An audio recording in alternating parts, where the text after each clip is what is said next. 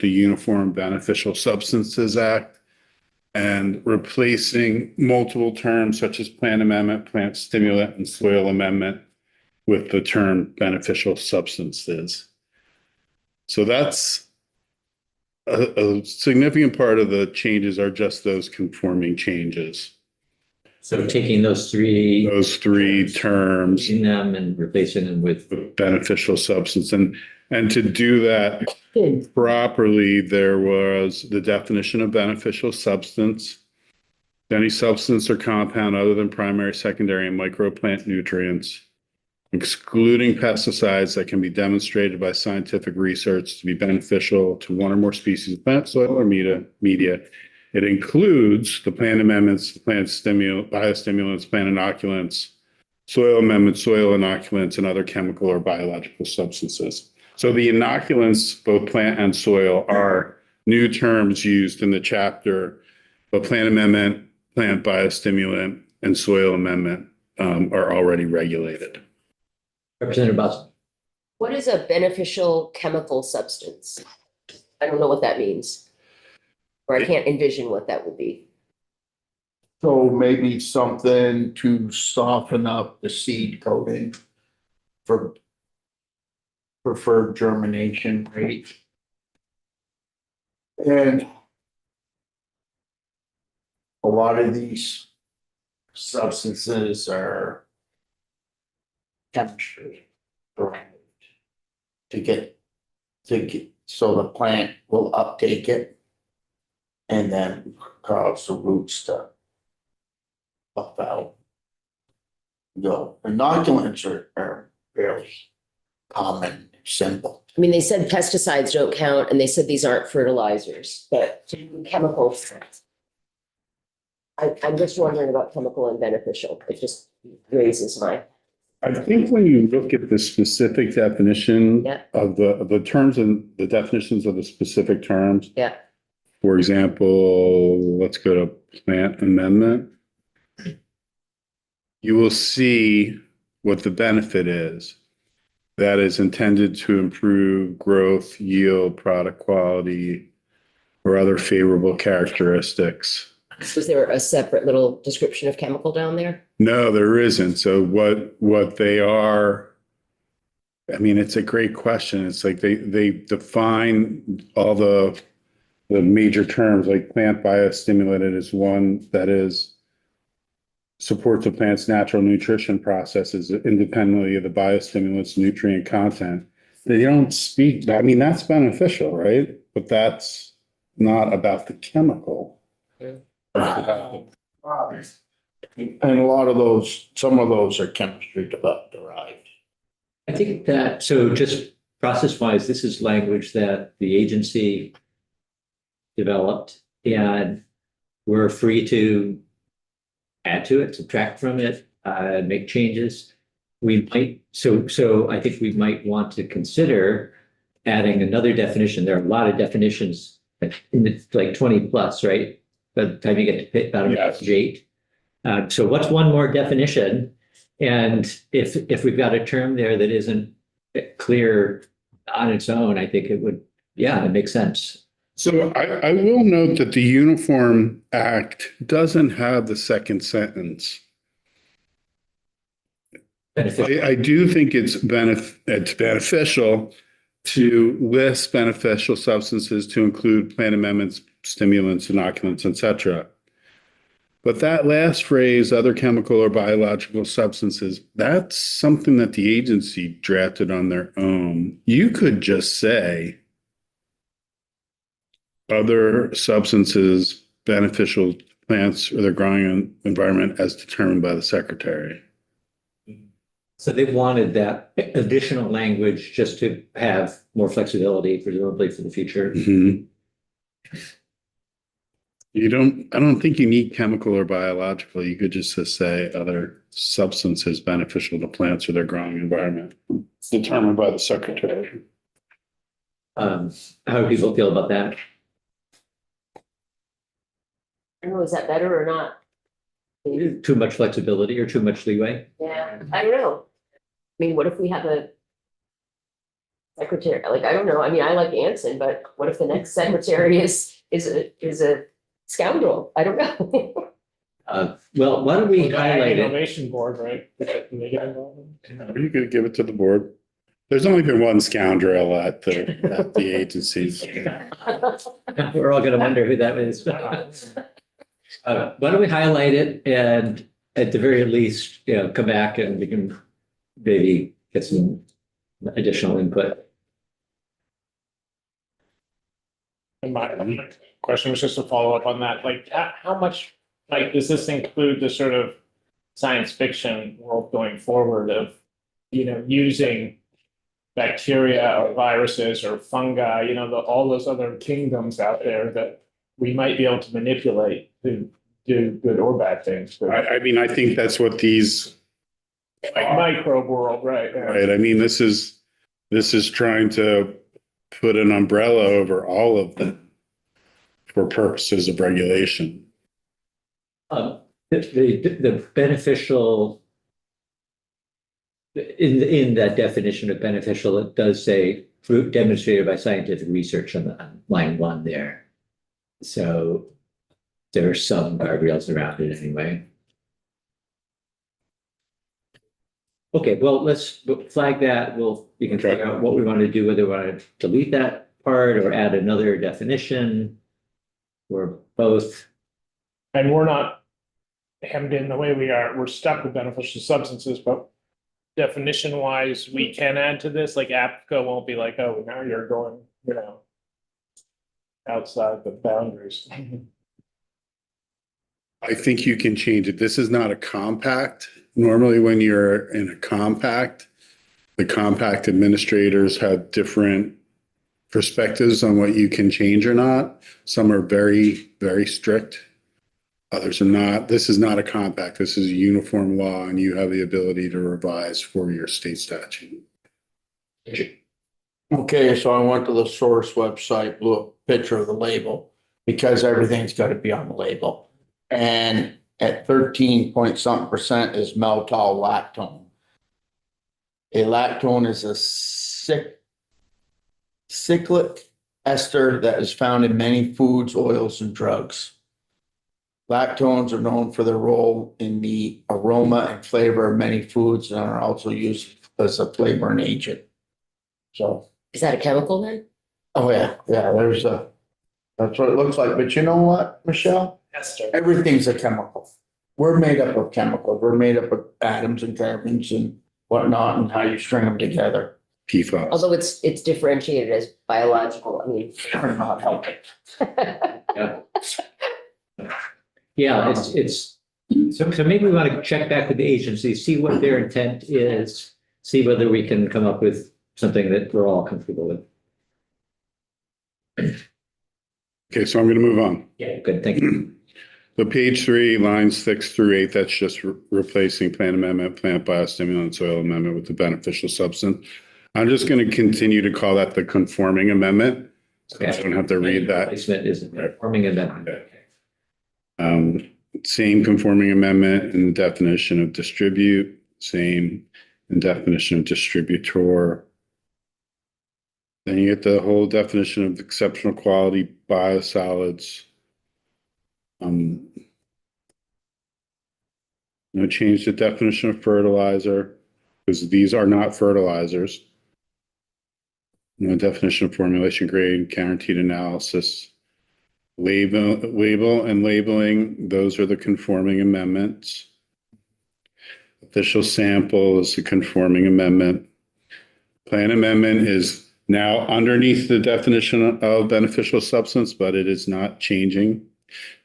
For plant biostimulant, the agency wanted this to be those substances, microorganisms, or mixtures that, when applied to a plant, support the plant's natural nutrition processes independently of the biostimulant's nutrient content. And it thereby improves nutrient availability, uptake, use efficiency, tolerance to abiotic stress, and consequences, growth, development, quality, or yield. I will say when the General Assembly first defined biostimulant, we didn't really know what it was. And we did our best to define it. And this is going to be more along the lines of the uniform law. This has nothing to do with, well, it's not directly the conforming change here. This is something a little different. It does conform to the Uniform Act. So this is conforming in that way. If you're looking to be as consistent with other states, this will improve that consistency. Okay. Um, Sure. Mr. O'Grady, are other states calling them beneficial substances as well? Is that why we use that term? You have to match up to what? Yeah. So this is what APCA approved last March or May. And it's the Uniform Beneficial Substances Bill. So that's the term that they're using. And because legislatures are in all different calendar schedules, some don't even meet in their second year of their biennium. This is in various stages of being adopted in other states. So this is the last line 7 through 9 there. We're deleting language that is no longer necessary, we think, because the USDA is not going to be coming up with something else. First, the agency already has rulemaking for this entire chapter. So if they wanted to go in and clarify what the term meant without conflicting with statute, they could do that. And second is because I believe they're looking for consistency with the Uniform Act, and the Uniform Act does not have that reference to the USDA. John? Mike, what power does the agency have to withdraw one of these at some point, whether it's just, a fake version of this, or that it has deleterious, effects potentially? Well, you'll see later in the bill that they have regulatory authority over its label. They have regulatory authority over its packaging. They have authority over its short weight. They have authority over its claims, and they have authority over whether it's adulterated. And then I think they have a general authority as well. And they can stop sale and remove things from sale and remove things from just general circulation.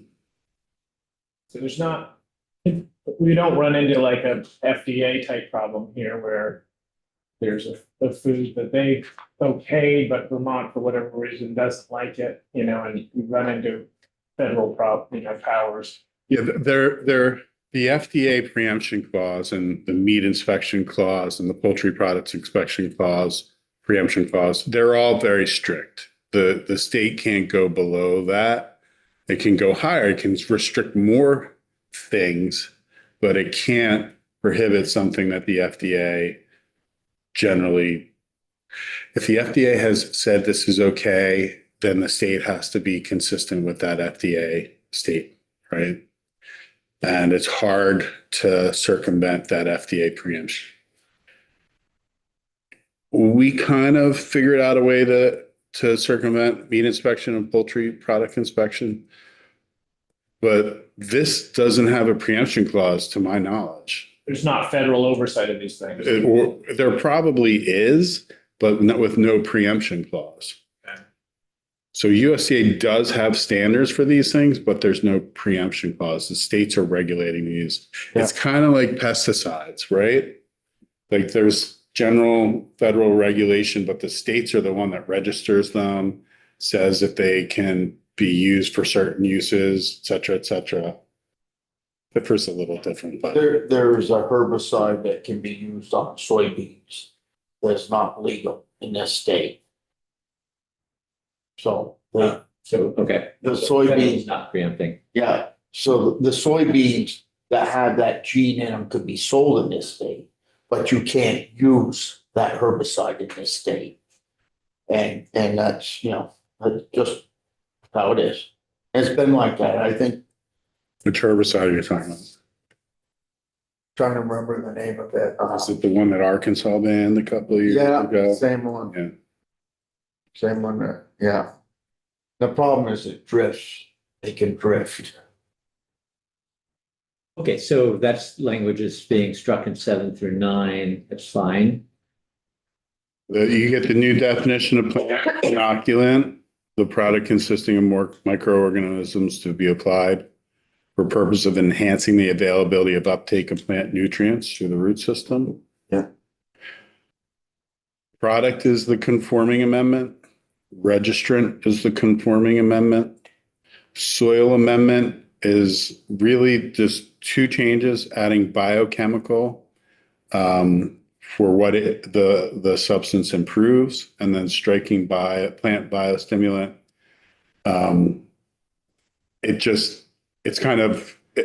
biostimulant has its own definition. It's by itself distinct from a soil amendment. John? Oh, I guess my follow-up was, Steve now brought up, he said, oh, this isn't about anything toxic, right? So where does that toxicity fall into things? Like pesticides, we're trying to kill something, essentially targeted killing something, but what happens when, one of these might, at some level, whether, it's a bug or something that's carried off in water, has unbeneficial effects. Hold on a second. So first, this is the adulteration. So a product's determined to be adulterated if it contains any deleterious or harmful ingredient in an amount sufficient to render it injurious to beneficial plant life, animals, humans, aquatic life, soil, or water. So, That's adulterated. right, that's adulterated. And when you go down,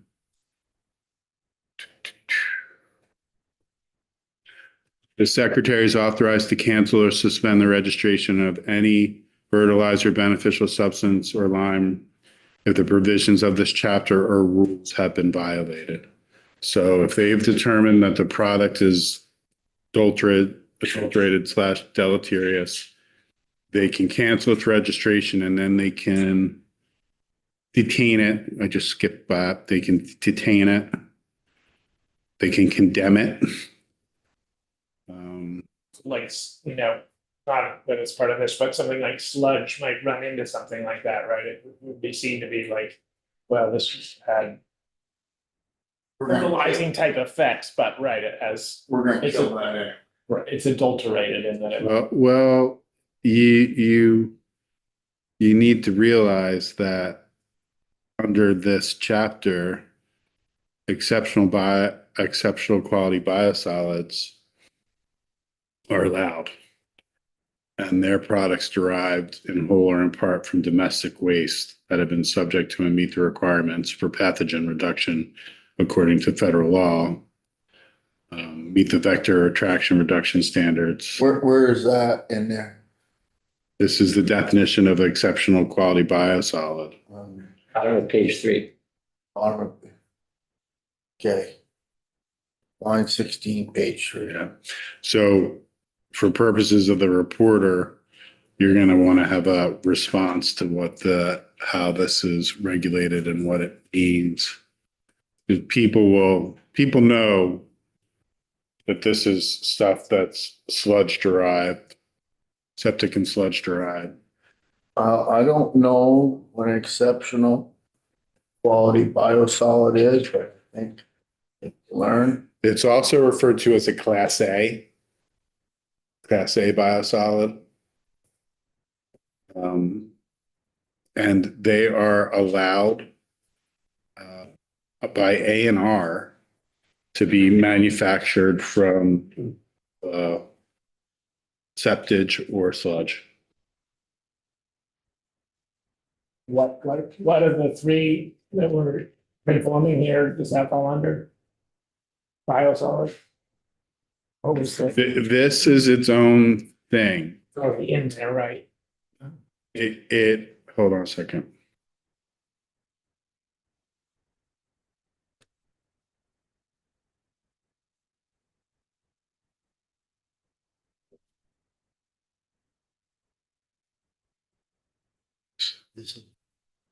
I'm gonna have to find the reference to that separately. Because anybody know how to move the box at the top for the Zoom? You just touch it and you should slide, it should slide. Oh, yeah, you're right. Michelle knows tech. You can you make it go That away? doesn't happen very often.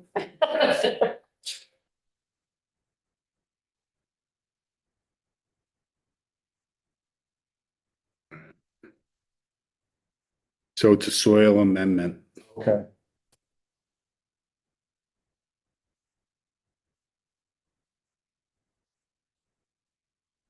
That was included in. So 25 pages of this stuff. you see which one will work. So moving on, I think we were.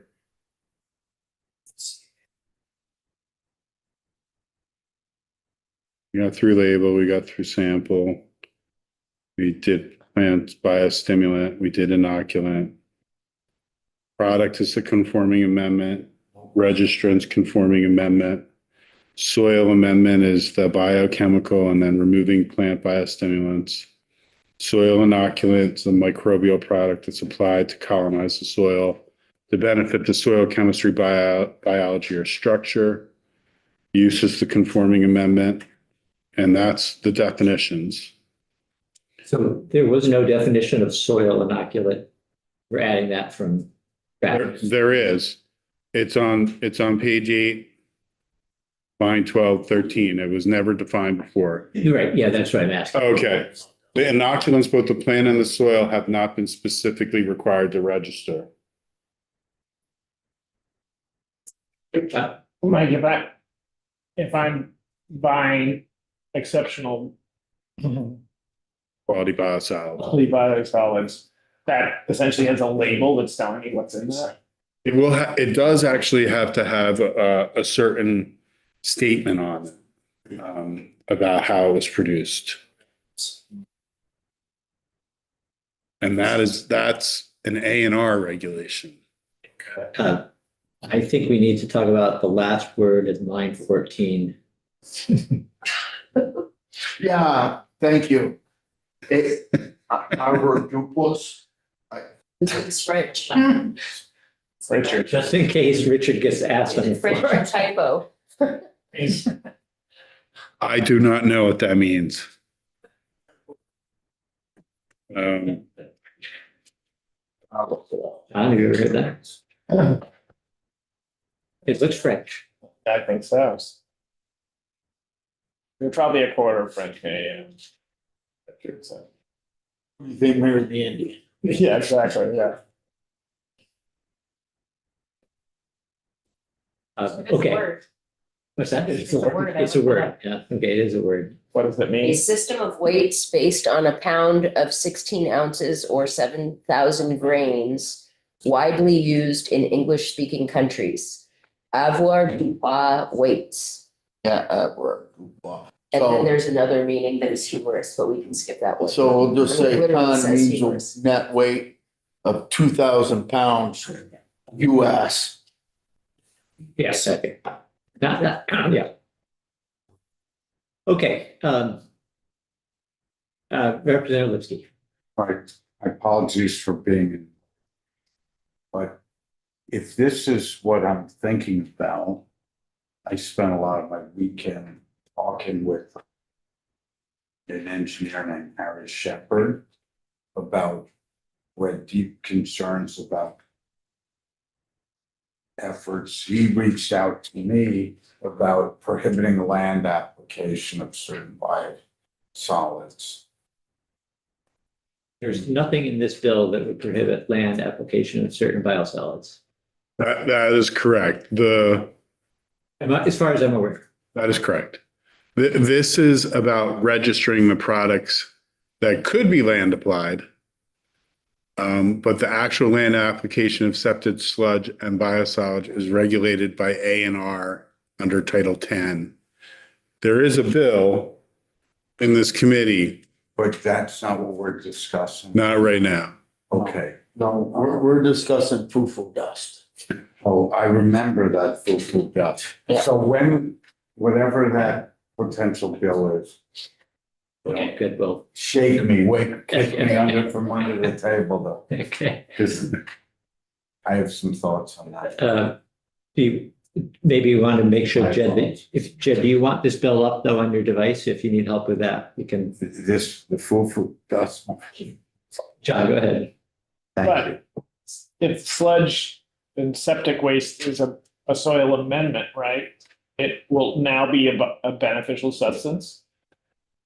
No, you have to look at how, when it's produced under the A&R solid waste management rules, it shall not be regulated as a soil. I mean, it is a soil amendment. That's what it's used for, but it's not regulated under this chapter. It's regulated by A&R.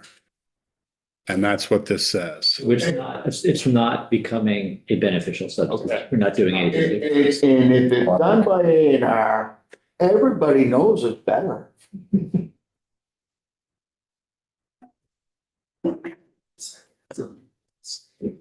That's sarcasm. Won't be coming to your farm soon. They've been there. They've been there, Mike. They've been there. Every inspection, Yeah. Anyway, read it with open arms. We can clutch them and hold them. so page 9, 6 VSA 364, this is the registration required. These products need to be registered by the agency annually before they're used in the state. Richard. Can we change that to $100? You can do that. That is totally within your, Yeah, if we do that, we'll have to make sure that Ways and Means is prepared to deal with the bill. And the governor might do it. Well, there's that. He doesn't like to raise costs. If I tell them why, I can get a pass on that. But if you're worried about expediting it this year, I can live with it, and then next year we can change Yeah, it. and if you want to have, I can talk to Ways and Means and see what their capacity is. That's the concern. Yeah, A 25-page bill to them might seem like, even if we say it's only one line. one line. Yeah. But I would suggest that you might have a side conversation with the administration also Okay. to see how they would feel. Now, administration, you mean administration over there, administration across the road? Either one. Okay. Yeah. Yeah, I'm comfortable doing that. Okay. I offered him condolences, having to spend 3 days in Washington DC last week this morning. Okay.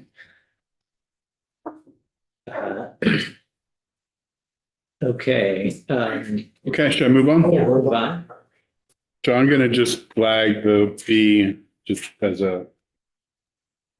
something to come back to maybe. So when they register, they had to include a bunch of information, including the brand and grade, the guaranteed analysis if applicable, and the name and address of the registrant.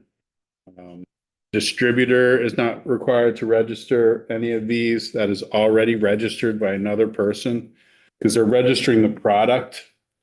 So if a distributor is bringing in the same product that's already registered, they don't have to pay a second fee or a duplicative fee. Each beneficial substance brand shall refer to a specific formulations. Different brands might have the same formulation. If the formulations change, that implies a different product and must obtain a new registration with the brand that distinguishes it from the previous formulation. So you can try to hide different products underneath one brand formulation. If your formulation is changing, that's a different product.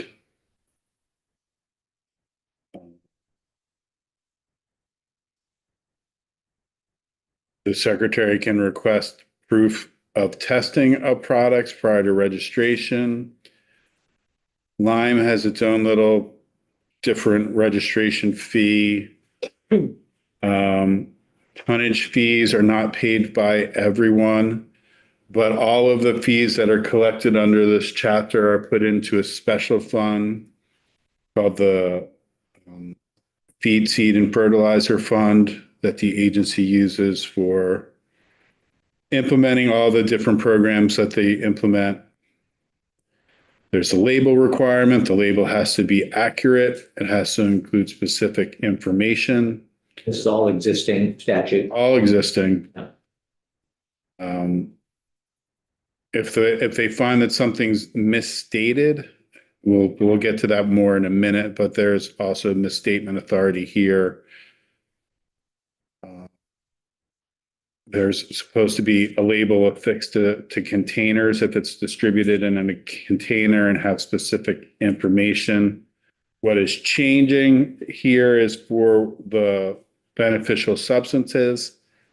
It has to have a statement of composition showing ingredients, which agent is the product primarily responsible for the intended effects. And they give the format that the label has to follow. And if it's got microorganisms in it, it also has to give an expiration date and storage conditions. And as we discussed previously, efficacy data may be required. So if it really is food dust, the agency can ask the producer to provide information of whether it has efficacy or not. Then you get to the tonnage fees. Fertilizer pays $150 minimum tonnage fee, and then 50 cents per ton of ag fertilizer distributed, and 30 per ton of non-ag fertilizer distributed. Mike, Richard, yeah, go ahead. that 150, that's per dealer. Yes, So like G Boucher would pay 150, Bordeaux would pay 150, then it's 50 cents a ton there. yes.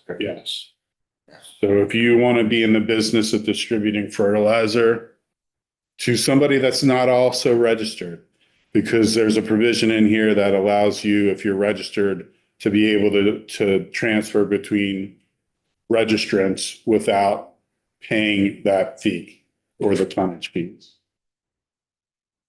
What's non-agricultural fertilizer? The next- It's stuff sold for your lawn. That's really what it is. It's not meant for farming, more for Yeah. medical use. Got turf builder. Miracle Grow for Yeah. flowers or something. Like the stuff for your plant containers. Here's a life hack for you. The people that are trying to grow 300, 350, 400 bushel per acre in the corn contest. Dump a couple cans of, Mountain Dew into their foliar fertilizer, because it's got some acid in it that works great with it, and you can also put in a pint of maple syrup. And I have heard that before. And Mountain Dew is like the miracle substance, the different things that it can do. I've heard that. Yeah.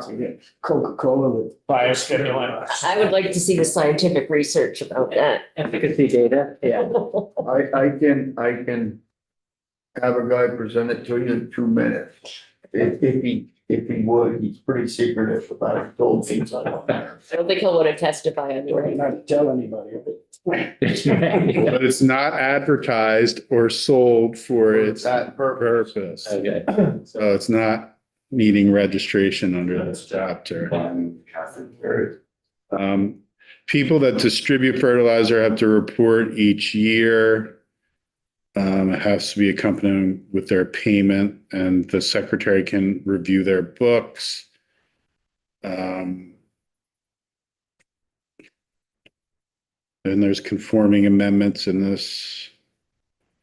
It's the line provisions. All the fees collected again go into the special fund, except that there is under A3, a portion of this money goes to the agricultural water quality fund. So the non-ag fertilizer fee goes to clean water. 6 VSA 367, this is inspection authority. The secretary has pretty vigorous inspection authority. Makes a conforming amendment. They can enter public or private premises except domiciles during regular business and stop and enter any vehicle being used to transport any of these substances. They can inspect warehouses, etc., none of which is changing. They can sample any of these substances to make sure that they are what they say they are. They can develop reasonable means to monitor and adopt for these substances. And then you get to misbranding. You can't distribute any of these products in a way that's deemed misbranded if the label is false, if it's misleading, if it's under the name of another fertilizer or beneficial substance, as unsubstantiated claims. It is labeled to contain a plant nutrient that it does not, or doesn't have a standard of identity or conform with that standard of identity. An ag lime shall be misbranded if its labeling is false, it's not labeled as required by the section. And then you get to adulteration, which we've partly looked at already. You can't distribute any of these substances if they are going to be adulterated, which means deleterious to plant life, animals, humans, aquatic life, or water, if its composition falls below or differs from what it's purported to possess on the label. It contains crop seed or weed seed, if it has heavy metals or other harmful substances. Sorry, Mike, just acknowledging that we've added in both two places here, we've added animals, humans, etc. Or they've added. Mhm. And that's pretty consistent with the definition of adulterated, or the term adulterated, used in a couple of different agency chapters. They don't want the products that they regulate to harm people or the environment. Is air not included in this, or is that an anything? Here. Yeah, it's not specifically listed. I think they probably can't manage that in the same way that they can manage application to soil or water. By the time that they would respond, it would have dissipated. Is this conforming with the uniform? I was just looking that up and I don't think it is. I think this is specific, it is specific authority for this chapter. The Uniform Acts, unlawful acts are pretty not detailed. I mean, it doesn't seem to have an adulteration clause. No, it just says it. Yeah, the deleterious references to when the label fails to disclose sources that are potentially deleterious. And then we come to, oh no, there is adulteration. It says humans, aquatic life, soil, or water. So it is consistent with the Uniform Act. Yep.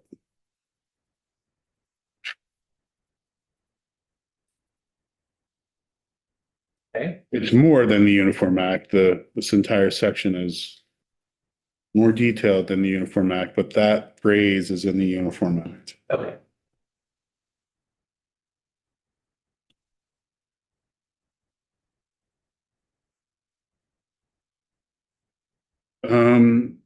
The one of the things, just like generally when the agency collects information, there's general limits on how much it gets to publish.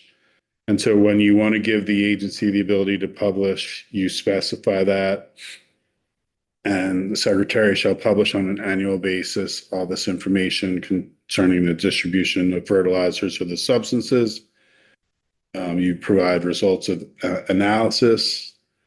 The secretary, in consultation with the UVM and other interested parties, produce information for distribution to the general public with respect to the problems faced by the waters because of the discharges of phosphorus, an explanation of the extent to which phosphorus exists naturally.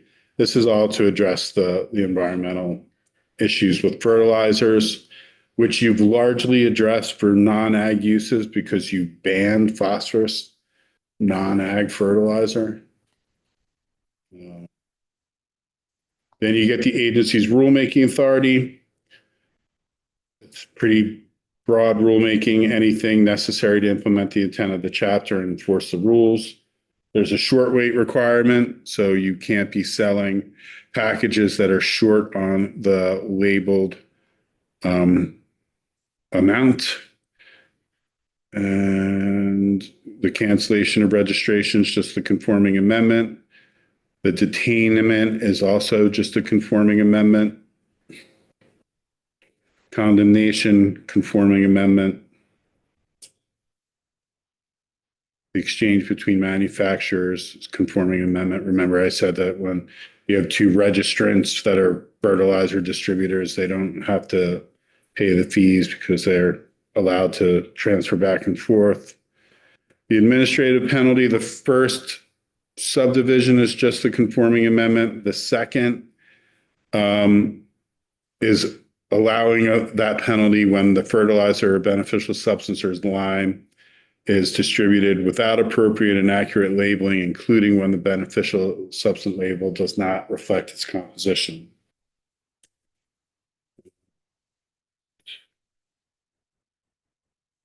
And that is in the Uniform Act. And if it's distributing any adulterated fertilizer, that's in the Uniform Act. If it failed to disclose on the label sources of potentially deleterious components, we've already looked at that being in the Uniform Act. Failed to report or to accurately report the amount and form of each formulation, that's current law, but I think that's in the Uniform Act as well. And that's it. Takes effect on July 1st. John? Mike, is there ever any bundling of some of these things, cross lines or pesticides and what potentially could be a beneficial substance, and how does that get registered? Remember, you register your product, you pay the registration fee for your product, and then you're allowed to sell it. So if a manufacturer has one of these that's regulated under this, and maybe they have seed that's regulated under another, and they want to sell them together, they can sell them together as well, as long as they're both properly registered and they're meeting all the requirements, labeling, short weight, etc. They can do that. So once they're complying and registered, they could sell them together. I was thinking more of like one product that's like a multivitamin essentially that, does a lot of things. That, But is it for soil, nutrition, plant uptake, etc.? Or is it just a general multivitamin? well, it might be a multivitamin that say even has some sort of pesticide type thing in it. Would it, Well, if it has pesticide in it, it has to be registered as a pesticide. And that has a higher, it's a whole other program that it has to register in. A lot of these, they will put through the sprayer the same time as you apply maybe a pesticide. There's fungicides out there that when Florence install, you can apply it at V7, V8, and you'll dump in your fungicide with your Roundup, say, to go out, or dicamber to go out and kill nutsedge, and you'll apply them both at the same time.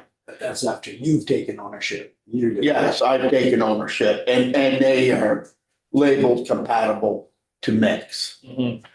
Because you don't want to mix something in and get a chlorine black gas cloud. Because I can see, right, Scott's having a, Yeah. something that it's a fertilizer and a Roundup to kill your crabgrass, all Yeah. one type of product. Not feed. There you go. Feed, yeah. So Mike, was there one possible change that we flagged that? Was about the chemical language. Right, yeah. There was the looking at the fee, Mhm. and then there was the, as Representative Vatsalon just referenced, what is a chemical or biological substance beneficial to plants or their growing environment? Good. So, we'll, I mean, we can find out about the fee. We can, get an answer on that.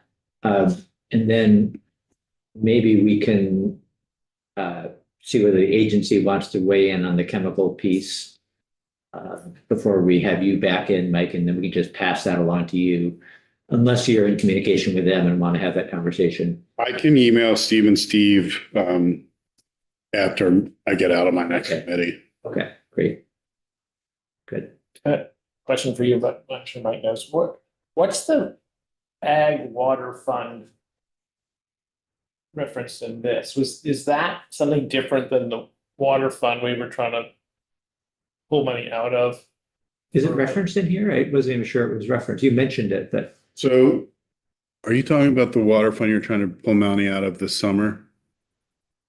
Last year, we were trying to pull money out of it for For- forestry type stuff, and they said, no, you're not gonna be able to. do Okay. it's it. clean water, the clean. That's the Clean Water So what's Fund. this Ag Water Fund? So this is a special fund that's set up to collect revenue to pay for agency staff to do ag water quality programs at the agency. It does not actually generate enough money to pay for all the ag water quality staff at the agency, and the Clean Water Fund has an annual appropriation usually to cover that difference between what's in this ag water quality special fund and what they actually need to run the program.